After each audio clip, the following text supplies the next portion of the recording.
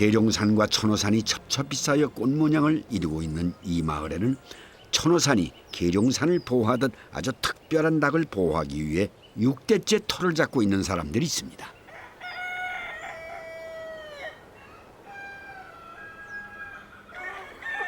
그 특별한 닭이 바로 오골개로군요.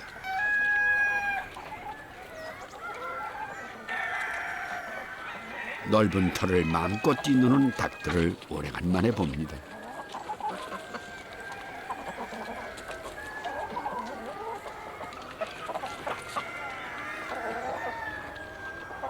오골개네요. 이건 오골개가 아니고 오개라는 닭이에요. 오개? 네, 검은 닭. 아, 오골개하고 오개가 차이가 있나요? 품종이 다른 닭입니다. 오골개는 이제 깃털이 흰 일본 닭이고요. 이제 뼈가 검어서 골자를 강조해서 불러주는 거고요. 우리 닭은 뼈는 물론이고 피부, 뭐 심지어 이 발톱까지도 새카만 닭이기 때문에 그냥 검은 닭에서 오개라는 품종의 닭입니다. 알고 있던 것이 틀릴 때면 간혹 당혹스러울 때가 있습니다. 70년을 오골개로 알고 살았는데 온통 까만 녀석은 오개랍니다. 예로부터 오개는 약닭이라 하여 식용보다는 약으로 많이 쓰였습니다. 머리부터 발끝까지 약으로 쓰이지 않은 부위가 없을 정도로 기특한 녀석이죠. 여잔데 엄마를 무는 닭이 어디 있어요? 엄마를 무는 닭이 어디 있어요? 어? 아유. 이렇게 반성을 안 해요. 이렇게 반성을 안 해. 이렇게 반성을 안 해요. 이 닭이 굉장히 사나워요. 사나워서 이게 저 어렸을 때는 저 아버지한테 들은 말인데 이 집 지키는 닭이라는 얘기를 들을 정도로 사나워요. 그러고 보니 오개는 우리가 쉽게 접하기 힘든 녀석이기도 합니다. 멸종위기에 있어서 천연기념물로 지정해서 지금 보호를 받고 있는 닭이에요. 이 닭이 아주 약성이 좋은 닭이라서 뭐 설화에 의하면 숙종임금, 철종임금 이런 분들이 이제 그 병으로 누워 계셨을 때 이 닭을 드시고 폐차하셨다는 그런 얘기가 있어요. 지켜야 할 의무가 있는 것은 아닐 겁니다. 하지만 이댁 자손들에게는 지켜야 할 오랜 사명감 같은 게 유대감처럼 흐르고 있는 것 같습니다. 그리고 특권이라면 특권이라 할 수 있는 것도 있습니다.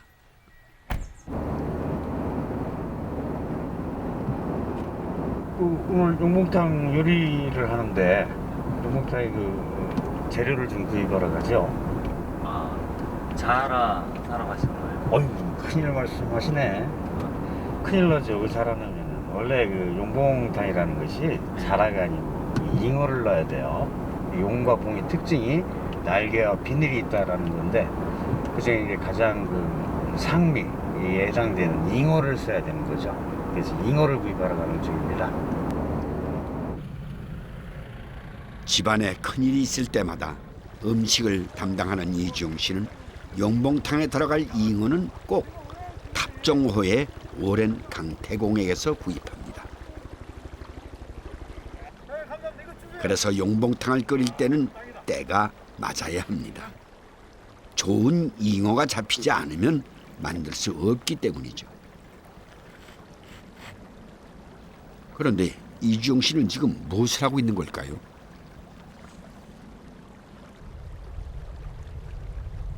지금 뭘 세고 계신 거예요? 비늘 숫자가 그 꼬리에서 위까지 36장인 게 가장 으뜸인 맛이라고 그래요. 아, 그 크기도 이제 그려져서 예, 36장. 그걸 상미로 쳐요.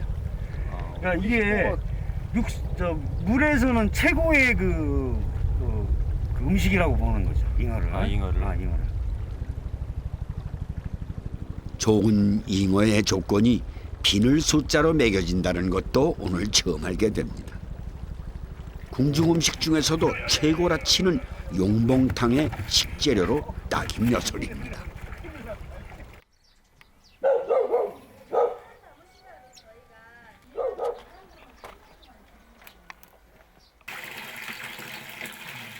잉어는 쓸개만 빼고 다 쓴답니다. 살짝 아가미만 들어 쓸개를 제거하고 깨끗이 씻어줍니다. 자, 이거를 그리고 정성스럽게 배보자기에 싸줍니다. 끓였을 때 살이 풀어지는 것을 방지하기 위해서죠. 이제 용봉탕의 봉에 해당하는 닭을 손질합니다. 그런데 천연기념물로 지정된 오개를 사용해도 되는 걸까요?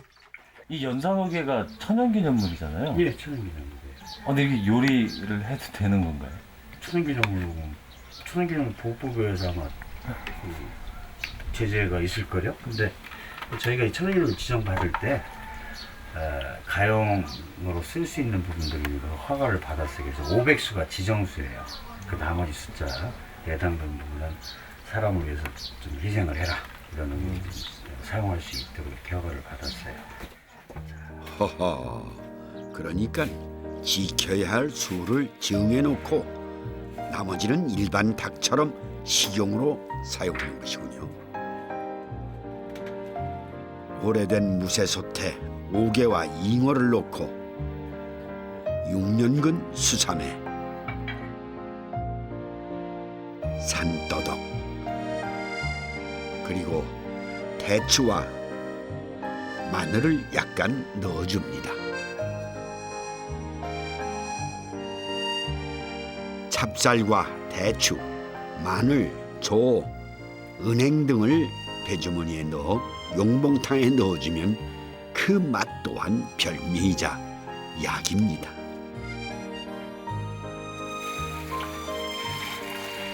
그리고 물을 넉넉히 넣어줘야 합니다. 물을 굉장히 많이 넣으시네요. 4시간 정도 끓이려면 물량이 굉장히 줄어요. 아, 4시간이나 구워야 돼요? 3시간 반이면 4시간 정도 봐야 되니까. 이게 그러지 않으면 닭이 누리질 않아요. 먹질 못하지. 그리고 아까 말씀드린 것처럼 끓여서 그 국물을 먹는 것이 약효를 보는 거니까 달인다는 의미로 달여져야 되겠죠. 달여야 하는 약이라는 것을 보면 흔히 알고 있는 탕 개념의 용봉탕이 아닌가 봅니다.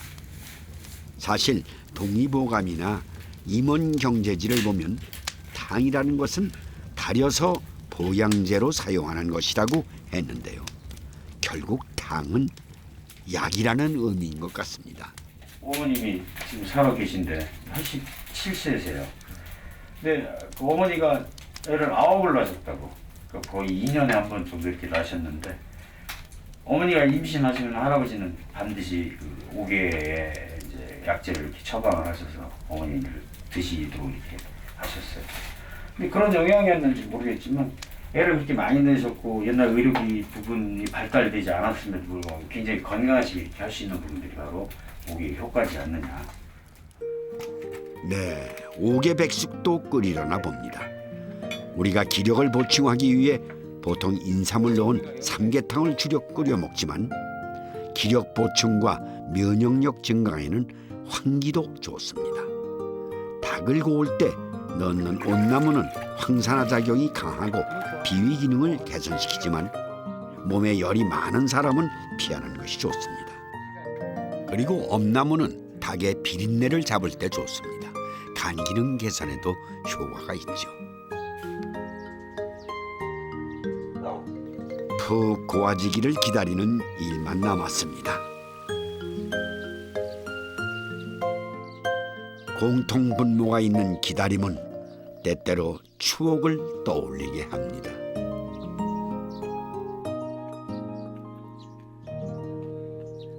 옛날에 그 닭을 집에서 잡잖아요.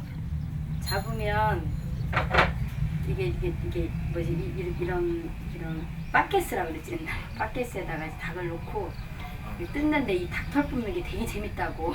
이렇게 옛날에 얼마나 힘든 건데 이게. 서로 뽑으려고 막. 아니 자기 야 하나씩 너나 뽑고. 말고 이게 다 그게 굉장히 힘들어 이게 잘못 재밌잖아. 쏙 뭘 뽑지. 재밌어 이게 잘 저기 뭐야 안 튀겨지면 뽑히질 않아가지고 그거 닭 잡는데 가장 힘든 게 바로 그거야. 털 뽑는 거. 몇 살 터울이세요? 2살. 그래서 아, 어릴 때부터 이렇게 티격태격 하셨어요? 맨날 써. 할아버지랑 이제 이게 양쪽에 이렇게 자는데 할아버지 얼굴 나보고 자라고 둘이. 할아버지 얼굴. 그러고 싸우고 지금까지도 싸워요. 다 자란 남매의 어린 시절의 추억이 닭과 함께 익어갑니다.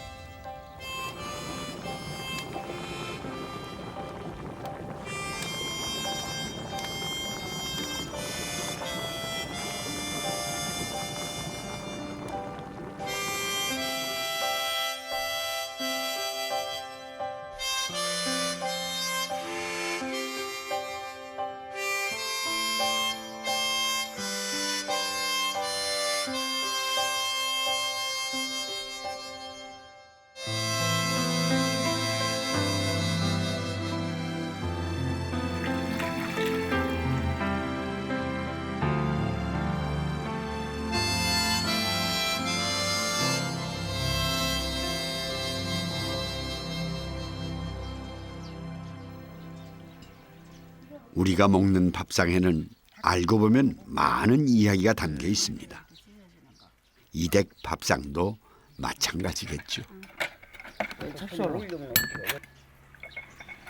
육대를 지켜 내려오는 5개로 차린 밥상이니 그 속에 담긴 이야기가 오죽하겠습니까? 닭고기 색깔이 아니야 이게.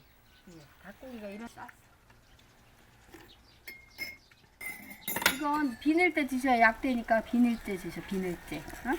어? 그럼. 이거 비닐 때 드셔야 맛있으니까. 다 같이 공겨? 이 육대를 모든에 나오는 게 싫은 게. 아 6대째.